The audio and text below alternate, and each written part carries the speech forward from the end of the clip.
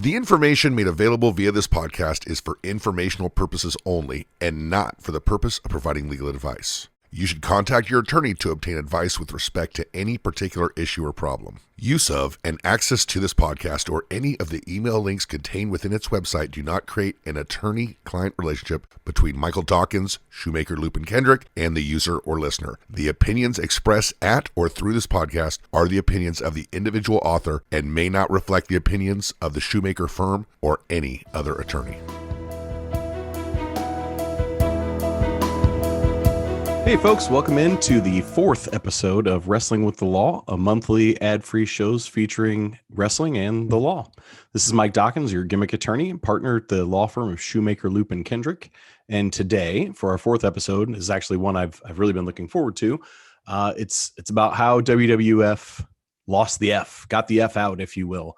I never really knew the whole story of this situation, so I was curious beyond anything else about what had happened, how they lost the F, how they lost it to the World Wildlife Fund, considering, in my opinion, there's not a likelihood of confusion. And I had kind of foretold in a previous episode that I thought they probably lost, not based necessarily on merit on trademark law, but they maybe lost on a contractual dispute. And it turns out I was right. And so we'll get into that. First, a little history. From 1979 to 2002, Titan Sports Inc. Went by the World Wrestling Federation, the WWF. Everybody knows that. It was derived from Vince McMahon Sr.'s Worldwide Wrestling Federation, WWWF.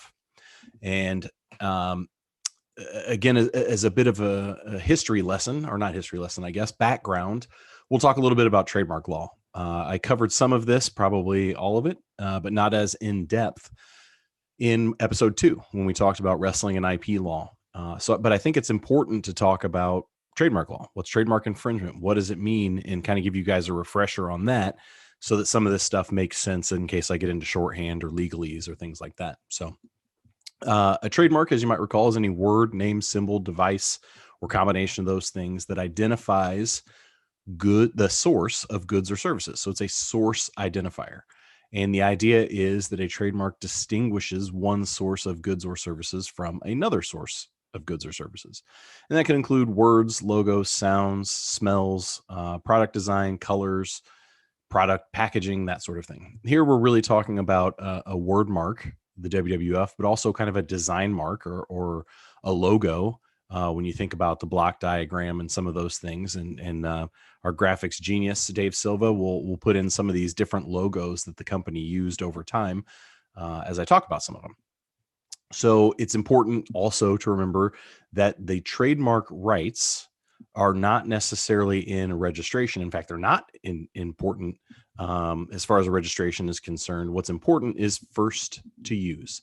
So the first to use the trademark has priority over subsequent users. As I mentioned before, the WWWF became the WWF in 1979. Meanwhile, the World Wildlife Fund, that WWF, the Panda WWF, was founded in 1969. So that was 10 years before Vince McMahon Jr. and Titan started using the mark. So based purely on prior use, clearly the fund, Wildlife, had prior rights. They had superior rights, and there really wasn't any conceivable way for Titan to dance around that, to try to prove that they came first or something like that. And it's important to remember that trademark owners, like the Wildlife Fund, have a duty to police their marks. And we'll talk about that a little bit more. But so long as they police their marks, so long as they are doing something to make sure that others aren't using their mark, they can keep it and use it forever and enforce it against others forever. So what happened? What happened was the Wildlife Fund kind of claimed infringement, right? And there ended up being a settlement. But what's infringement? What does a trademark infringement claim look like? The test is really a likelihood of confusion. Well, what does likelihood of confusion mean? It's an analysis where you look at the similarity of the marks and the relatedness of the goods or services. There's also different circuits. So as you may know, the federal courts are broken down into different circuits, and different circuits make up different states. Where I am in Ohio, we are part of the Sixth Circuit, and the Sixth Circuit includes Ohio and other states. But for The Second Circuit, so Connecticut, where Vince is, where the WWF is, where the WWE is, Second Circuit has something called the Polaroid factors. Each circuit has their own set of factors in this trademark infringement analysis that decides whether or not there is a likelihood of confusion. So this is the kind of evidence that the courts will look for and the parties will submit and argue about, and then kind of balance whether or not there's a likelihood of confusion. Now that balance, it's not a strictly numbers thing. It's not a, well, of these 8 factors, we've got 5, they've got 3, therefore they win. Some of these aren't as important as the others. And really it's up to the judge or the jury to decide based on the evidence provided in respect of each of these factors, whether or not you have infringement. So what are the 8 Polaroid factors? You got the strength of the mark. So that's kind of looking at how long has the mark been used? How well is it known? What type of mark it is. I mentioned before that there's different types of mark. There's arbitrary and fanciful, which are kind of your strongest marks, made up words or words like Apple that are used to describe computers, something that they normally wouldn't be used for. Or there's suggestive marks. So it's suggestive of the goods or services on which the mark is used. And then there's descriptive marks, which of course describe the thing itself and are kind of the least protected other than generic marks. You also have similarity of the marks. So here we're talking about WWF and WWF. So the similarity of the marks is very high. Another factor is the proximity of the goods or services and competitiveness with one another. So here, arguably, there's no competitiveness, right? From even a 10,000 foot level, you've got a company that's a charitable fund that's looking at saving the world and saving animals and this sort of things. And the other's sports entertainment. It's an athletic sort of endeavor, but that's the services. The thing is, they both provide goods under those same trademarks. WWF had teddy bears and t-shirts and calendars and all sorts of other goods sold with the WWF mark under the WWF mark, and the Wildlife Fund did too. So not only were the marks similar, I dare say identical, they also had very closely related goods. Evidence that the senior user may bridge the gap and enter the market of the infringer. So what that's looking at is kind of in trademark speak, the natural area of expansion. So, if I'm Nike and I'm selling shoes and somebody comes along and they decide to be Nike and they're selling shoe cleaner, well, I could bridge that gap. Lots of shoe companies can do and will sell shoe cleaner. What about shoe horns or shoe forms to keep your shoes shaped right and that sort of thing? Well, I dare say that's probably pretty close. They're probably going to bridge the gap. There's a chance that the trademark owner could go where the infringer is, and vice versa. The infringer might expand and go where the trademark owner is. So that's another factor. Evidence of actual consumer confusion is a factor. It's very important.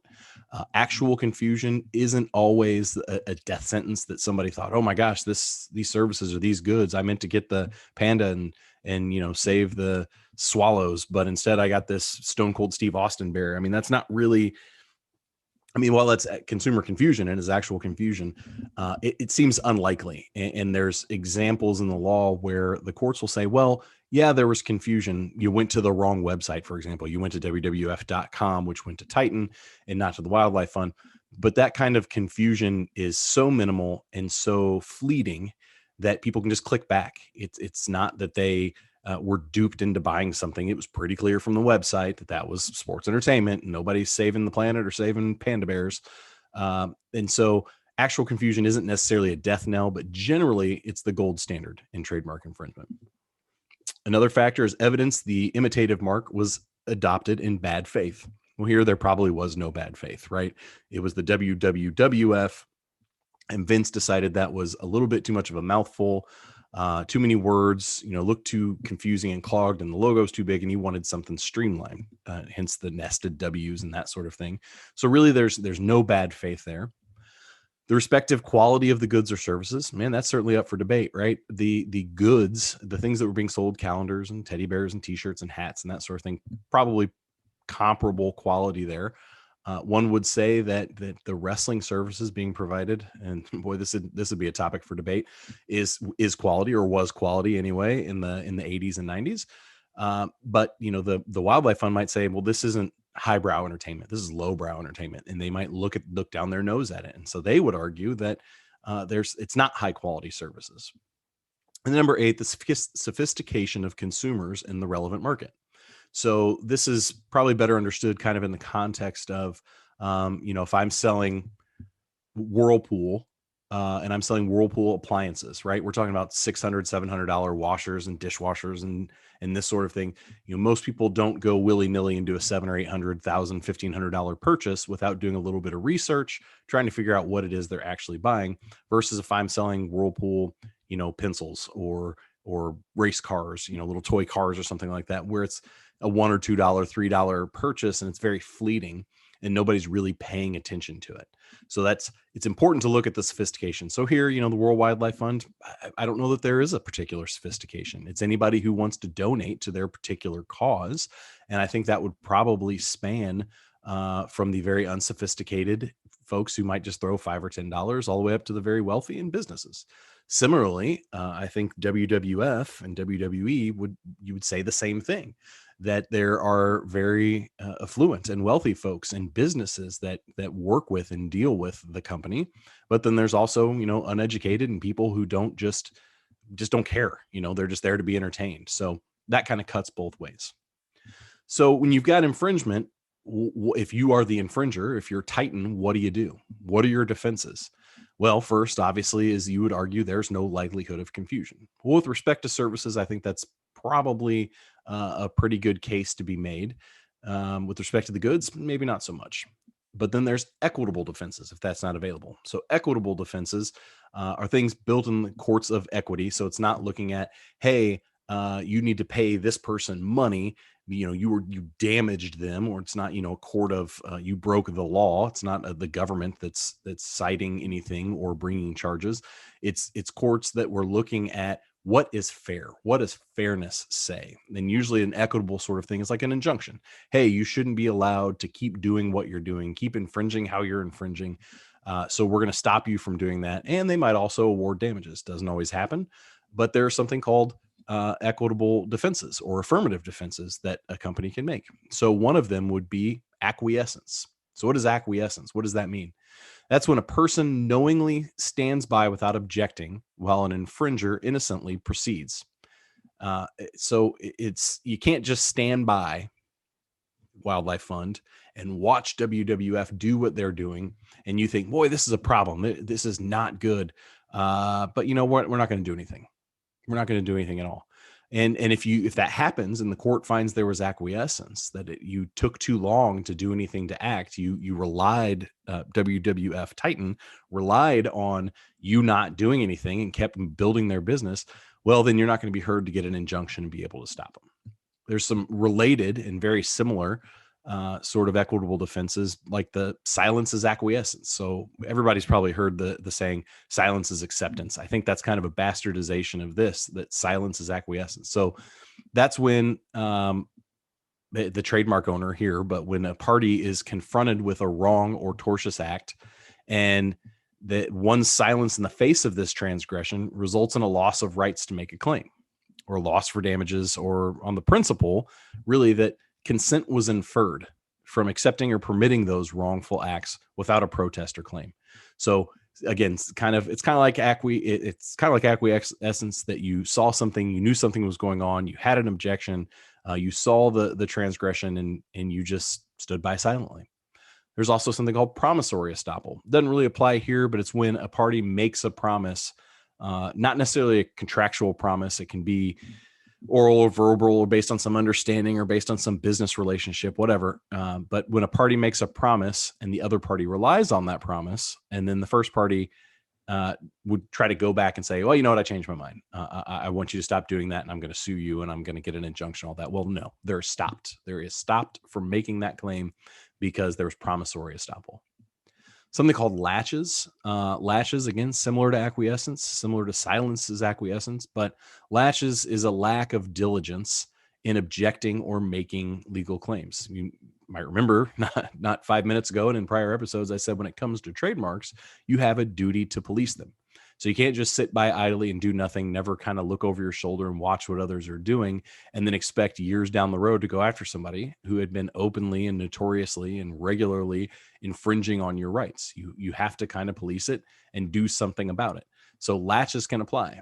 There's no magic number for that. It really depends on circumstances about how notorious and open the infringer was and is, and how troublesome they've been. If it's a kind of a remote user and they're in, Cody, Wyoming, and they are infringing, there's not a lot of people that go through Cody, not a lot of people that live there. Sorry, Eric. And when and if they get on the internet and blow up and become popular, well, then they're a problem. But that kind of remote user might go unknown for a long, long time. You'd have no reason to know that they were there. And it might take such unnecessary and overreaching steps to discover them, to police it, that's not really going to be held against you. But you're in New York and you've got big billboards in Times Square and you're on the internet and you're on Amazon and you're doing all these things. Well, that's a lot more noticeable. That's the kind of stuff that if you sleep on it for too long, you might lose the right to go after them. So the other party will have a defense. There is no magic number, though. I generally advise clients, 5 years, give or take, of not doing something is probably about the breaking point. The courts, again, will look at circumstances. They'll decide what's too long, what's not long enough. But 5 years is kind of a good number to think, hey, if you've been sleeping on your rights for that long, or they've been sleeping on their rights for that long, there might be an issue. There might be a defense which muddies it. And sometimes muddying an issue is a good thing, because once it's muddied, reasonable minds can get together and say, hey, we're not going to fight this because it's not such a clear slam dunk win. We probably aren't going to win, or might not win, or it might be real expensive to win. So instead, let's settle this. Let's get it figured out. But really, it comes down to being an unreasonable delay for latches. Last but not least, again, not really applicable here, is waiver. So a knowing relinquishment of or surrender of a right or privilege. Nobody waived anything here, so that's not really a concern. So how did Titan lose this trademark dispute? Well, like I said, it wasn't really a trademark dispute at all. It was a breach of contract based on a settlement agreement that WWF Titan entered to avoid a trademark dispute. So a little history on that. In 1989, Titan filed for the WWF mark with the USPTO for wrestling services. And the Wildlife Fund sent them a letter on September 6th, 1989, noting, hey, Titan, we're going to oppose this registration. You might remember from the past episode, when you have a trademark application, eventually it gets to the point of publication. It might get to the point of publication if the examiner approves it. And if they approve it and it's published, that's an opportunity for the general public, interested parties, so on and so forth, to say, hey, trademark office, you screwed up. You shouldn't allow this. You should not let this go to registration. We want to oppose it. So you file a notice of opposition, and then you basically start an administrative trial before the TTAB in the trademark office. And the TTAB then, there's discovery and depositions and this sort of thing, documents that are exchanged and that sort of thing. And you can do it. It's largely on paper. You can get together and do an oral hearing and have oral arguments, things like that. Doesn't always happen. Most of those things don't even make their way to the end. It's a lot cheaper than litigation, but it's still very expensive. It can be tens of thousands, if not hundreds of thousands of dollars, depending on how engaged the parties are. And the thing about an opposition is it does not dictate or decide damages. All it decides is who can get a trademark, who will have a trademark, who gets the right to have this registration and protect it. So it's not something that's going to, again, award damages. It really just is a USPTO proceeding. So the Wildlife Fund sent this letter September 6th, 1989, said, hey, Titan, we're going to oppose. The parties then came to a reasonable agreement that Titan would not use the WWF letters in Times New Roman when it was standing alone. What a very specific restriction, but it was relatively minor and relatively non-restrictive. And in exchange for this, the Wildlife Fund agreed to drop the opposition. So they were allowed to get their trademark so long as the letters WWF weren't used in Times New Roman. They could use the block logo and that sort of thing. And so everybody went on their merry way. Then a little bit later, 1990, 91, Titan began filing for the WWF mark all over the world. And in many countries, the wildlife registrations were cited, and wildlife started opposing all these registrations.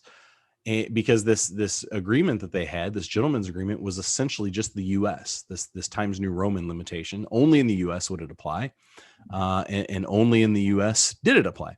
So wildlife had a problem with that. In September of 1991, a couple years down the road after all these things have been going on, they've been fighting all over God's creation, and in Europe in particular. Titan proposed, "Hey, let's settle this thing. Let's do this same Times New Roman thing that we did in the U.S." And the Wildlife Fund said, "No, we're not going to do that. That doesn't work all over the world. It doesn't work in Europe. You're a Swiss organization, and so that's not going to go." Then, unrelated, but in November of 1993, the Department of Justice announced there was going to be a criminal indictment of Vince McMahon and of the WWF, of Titan, the steroids trial and all of that. And a lot of the WWF's profits and losses and merchandising information and all of that became more transparent. It was all part of public record that the Wildlife Fund got their hands on. And they looked at how much money WWF was making and how much money they were making that could be attributed directly to the trademark. And they said, well, wait a minute, this isn't fair. This doesn't seem right. So also in 93, the Wildlife Fund told Titan that they were going to take legal action, and they were going to take legal action in Switzerland for an injunction against use of WWF on magazines. The Wildlife Fund also had a magazine, also called the WWF magazine, and they had a big problem with that, and they were going to do it in their home court, and WWF was going to have to fight it. Interestingly, in that legal action, the judge found, you know what? No, there's not a likelihood of direct confusion, because we've got a wrestling magazine and that company's wrestling news compared to a magazine for conservation. Those two just aren't related, aren't similar. We don't think anybody's going to be directly confused. But the judge said, I find it likely that the public may indirectly believe that the parties are somehow associated. So they'll see the trademark and not think, oh, I grabbed this thing and it's got teddy bears or koalas and panda bears and this on it. This must be a wrestling magazine. No, not likely. I mean, Mantar and that sort of thing notwithstanding, that they're not going to see that and be confused. But that doesn't mean the public won't think, I wonder if they're somehow related. Maybe this is the charitable wing of the wrestling company, or maybe the charity has decided to expand and go into some entertainment services. Just can't say that for sure. And that's a problem. So then there were settlement talks, right? That's what happens with these things. And during settlement talks, the Wildlife Fund became aware of an article in Penthouse magazine regarding the alleged involvement of various Titan wrestlers and employees in violence, drug free-for-alls, sexual harassment, pedophilia, and rape. And they became a little less friendly after that. They already thought there was going to be some confusion. They already thought there was going to be some problems, but they could probably live with it, probably deal with it if it were, a church organization or something that wasn't involved in drugs and rape and pedophilia and all these sorts of things that really went against their altruistic and innocent sort of reputation. So in light of the indictment of Vince, of Titan, and the Penthouse article in 94, Titan was kind of forced into an agreement with the Wildlife Fund. And they acknowledged that the initials WWF belonged to the Swiss company. The agreement noted that Titan would cease using the letters WWF immediately. That's 1994. To quote directly from the agreement, from that settlement of 1994, Titan agreed forthwith to cease and thereafter refrain from using or causing to be used the initials, that is WWF, whether in printed or written or other visual form in any country of the world or for purposes of or in connection with its, being Titans, with its business. Titan also agreed that it would withdraw or refrain from filing further trademark applications, that it would refrain from using the initials to promote or sell any goods or any services. And that was supposed to be not later than December 31st.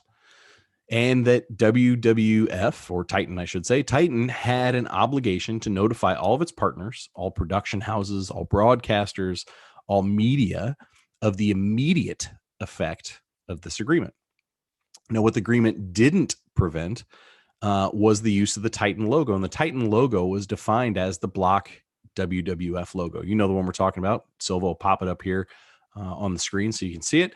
But the block logo, they were allowed to use that. And they were allowed to use the words World Wrestling Federation.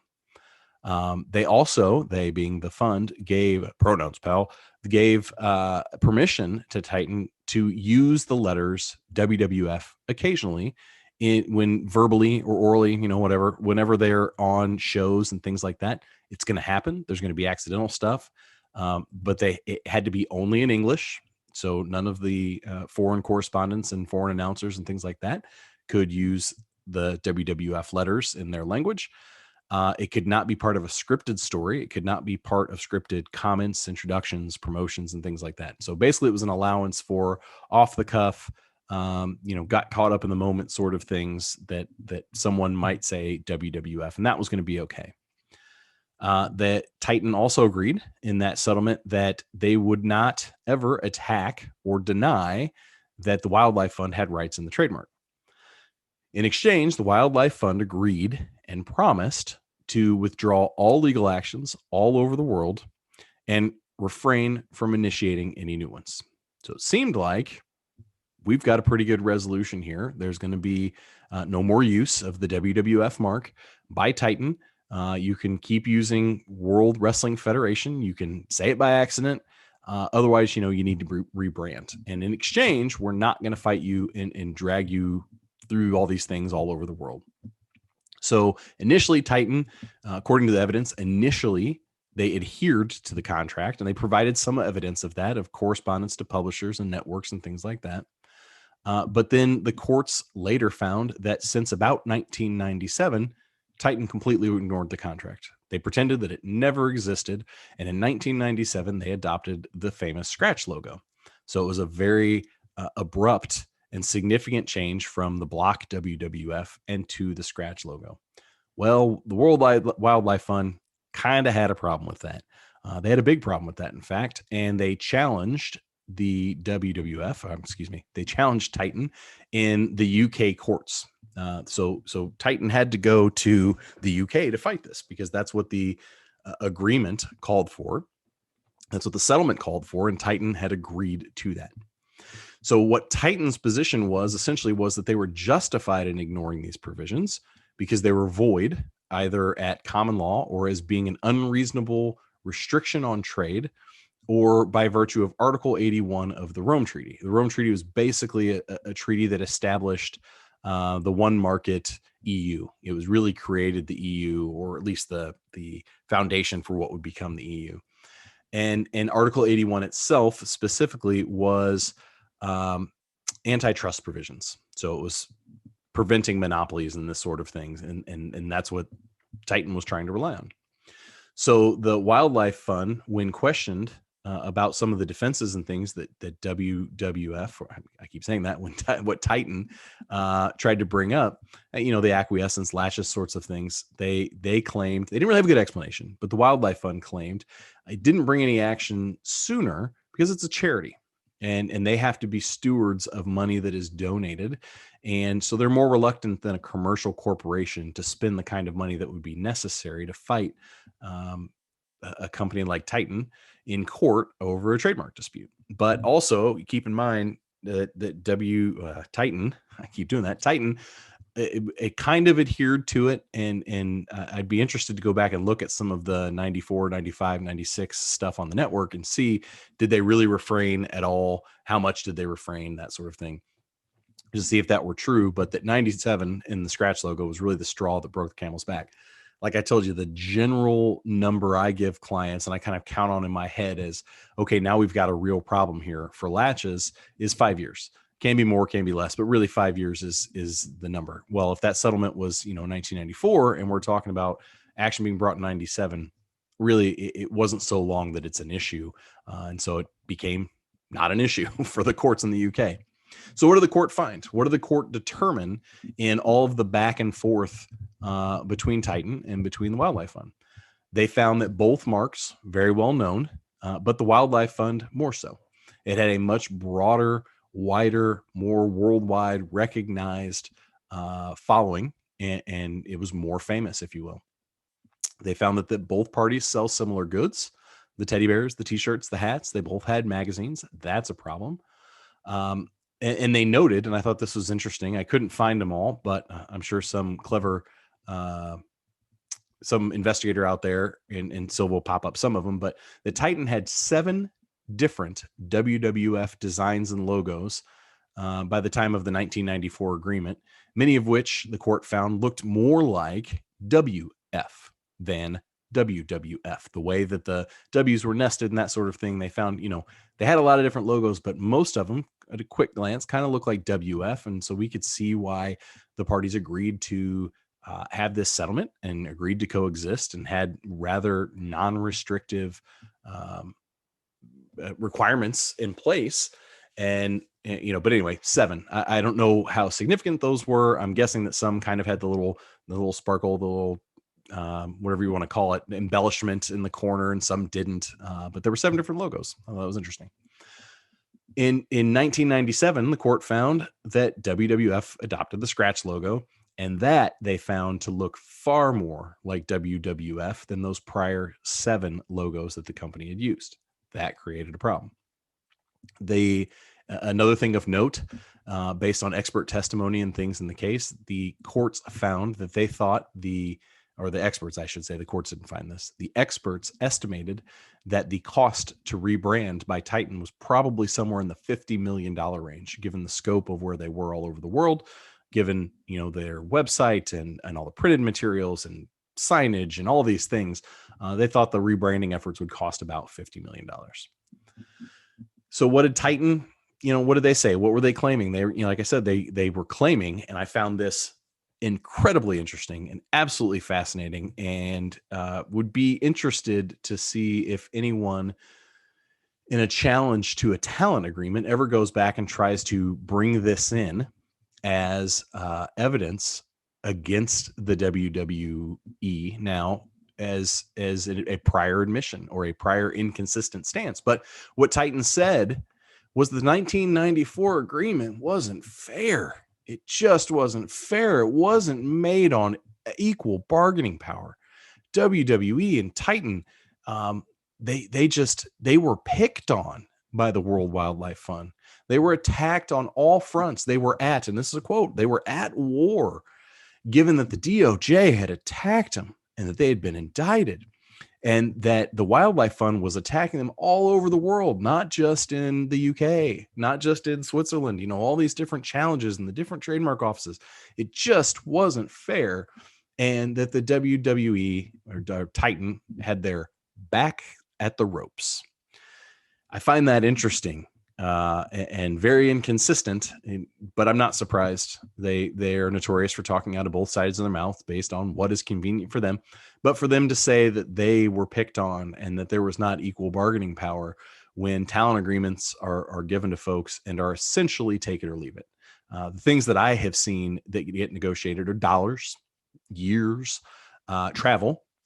So whether or not you have to travel coach, or, whether you're going to pay for it yourself, whether the company's going to pay for it, whether it's coach or first class, aisle only, window only, or if, you're the high echelon, you get the bus treatment, so you don't have to be flying all the time and flying commercial flights. That's the stuff that's negotiable. What's non-negotiable is who owns the intellectual property. What's non-negotiable is whether or not I'm treated as an independent contractor or an employee. Another thing that is somewhat negotiable, again, depends where you are on the card, is royalties. How much am I going to get paid for my t-shirts and my videos and, all these other things? But by and large, that is truly something not made on equal bargaining power. So it's very convenient for them to claim that a freely entered settlement agreement that there was give and take from both sides. It wasn't that restrictive. And in exchange, WWE or Titan did not have to fight all over God's creation and have to defend themselves everywhere, while also under a DOJ indictment, which, by the way, wasn't the Wildlife Fund's doing or their problem. So that's curious. It's just a very interesting thing that they cried, poor me, poor helpless me, not fair to me, in court in 97. The judge found that the 1994 agreement was freely entered, and they found that it was not a restraint on trade, but it was an agreement to stop fights on all fronts regarding the IP. That was a cost savings that Titan benefited from. That was a cost savings that, of course, the Wildlife Fund benefited from, but they also gave up some rights. They were winning. They were going after WWF, and they were winning in different places, and they didn't have to do that. Again, being stewards of donations and money and being a charity, I'm sure they weighed how much is this going to hurt our bottom line and go against our conservancy sort of mission and goals versus just being right in a trademark thing. We can probably find something that we can live with, save the money, and be happy that our brand is protected and that money goes to the causes we want it to go to. So there were benefits on both sides. It was freely entered into as an agreement. The court said, and I quote, "Great weight is to be attached to a bargain made between experienced parties bargaining on equal terms."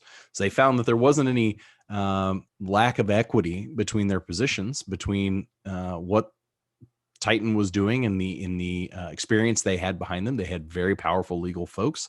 They had legal folks in all countries, all over the place. They had legal folks that were fighting the criminal trial. This wasn't some newbie who was getting taken on who didn't know what was going on, i.e., or I don't know, i.e. is that is, e.g. is, for example, e.g. talent. And a lot of times guys that didn't go to college or fresh out of college don't have an agent and they're just happy to be on TV. I digress. That's a different fight for a different time. The court also found there is no unjustified restraint on trade. Titan was not prevented from conducting wrestling or, selling goods. They weren't restricted or restrained from rebranding and picking a different mark. They were merely restricted from using the letters WWF. The court also noted that they could have used, the Federation of World Wrestling, or FWW, and the fund would have nothing to say. They couldn't be heard to object. There's no confusion there, and FWW would have been fine. They chose not to. They chose instead to enter into this agreement that had some restrictions, and then they balked on those restrictions. So the court said again, and I quote, "This restraint is not particularly restrictive." And Titan had lived with it for a while, but then all of a sudden, business increased. Business was not booming in 94. In fact, I think they were operating at a loss, but doesn't matter. Now it's 1997 and we're making money. We can fight this and we're not under a DOJ indictment and we're going to, attack this thing all the way. Well, can't really do that. You made almost like a promissory estoppel sort of thing, right? You made a promise you were going to stop doing something, then you didn't do it. You can't be heard to complain about it now. The court also found, this is interesting, I thought, that the image of the Federation is antithetical to that of the fund. So that is to say, the Federation, Titan, especially in 1997, which, mind you, is the dawn of the Attitude Era, or we might even be in the Attitude Era, and there's some pretty edgy stuff going on. There's foul language and scantily clad women, and I don't know my years necessarily, but giving birth to hands and having sex with corpses and this sort of thing. So it's very much different from a conservative conservation fund and charity with a holistic or very altruistic, I guess, image, a very wholesome image. So the court found, you guys are very different, and you, Federation, you, Titan, and things you do could make this very squeaky clean sort of organization look bad. The court found that the restraint was not blanketed, was not blanket and negotiate. It was not a blanket as in we're going to cover everything. You can't do anything. In fact, there was give and take. There was negotiation that Titan decided at the time was fine. It was good with it. We could have, or Titan could have, and did for some short time, live with the idea of having the block logo exception and these lesser sorts of restraints in the US. The problem was that wasn't good enough for them. They wanted more, and they wanted to use more, and that's what caused the problem. Lastly, the court found there was no duress here. There was no back against the ropes. It was a freely bargained settlement between experienced parties with huge legal teams, and it wasn't a take it or leave it. The Wildlife Fund didn't say, this is it, this is what you got to do, and if you don't do this, we're going to fight you everywhere. Then maybe, they're under some duress given all the circumstances of the DOJ and the money being spent, and the company was losing money at the time. That wasn't the case. That wasn't the case at all. There was negotiation. There was back and forth. There was give and take, and that was very persuasive to the court. Ultimately, WWE or Titan didn't like this. They lost, and they had to get the F out, and they appealed it. And that appeal was found in 2002 by the UK Court of Appeals that, nope, this is breach. And WWF Titan, you need to change your name. And so they did. As kind of follow up to that, the Wildlife Fund, having spent a lot of money, had fought a really big battle, got kind of nasty. And they said, you know what?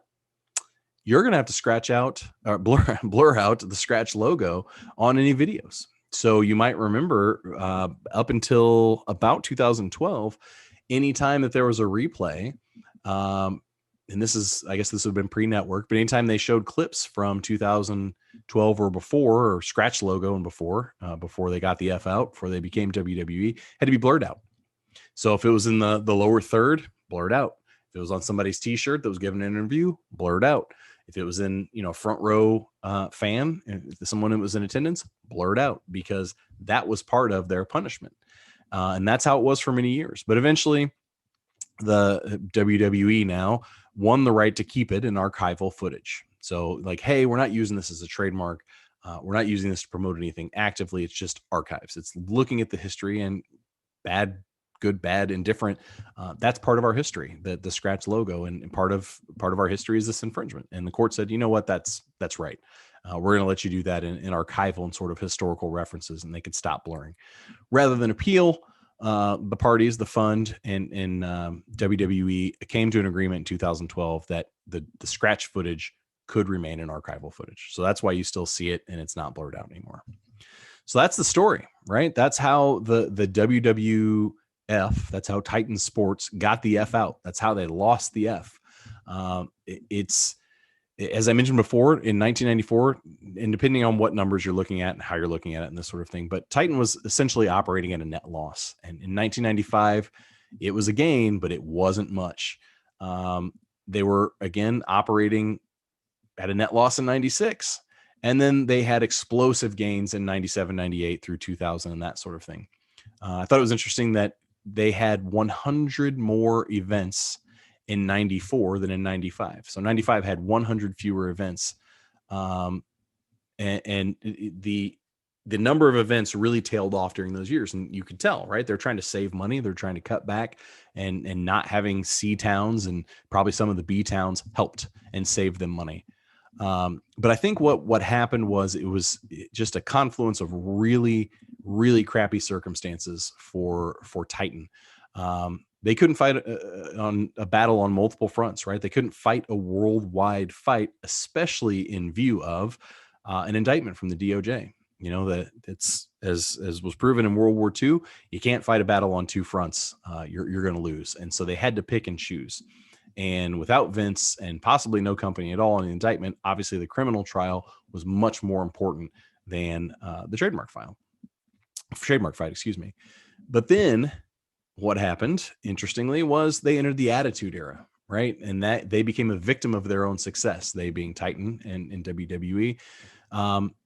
They entered the Attitude Era, which made them so much money, but it required them, it necessitated, at least in their minds, to change from the old school 80s sort of simplistic, I happen to love it, WWF block logo to the scratch logo. They wanted something that said Attitude, that said Attitude Era. And so they made a strategic decision to ignore the settlement agreement that they had entered into previously and adopt a new logo.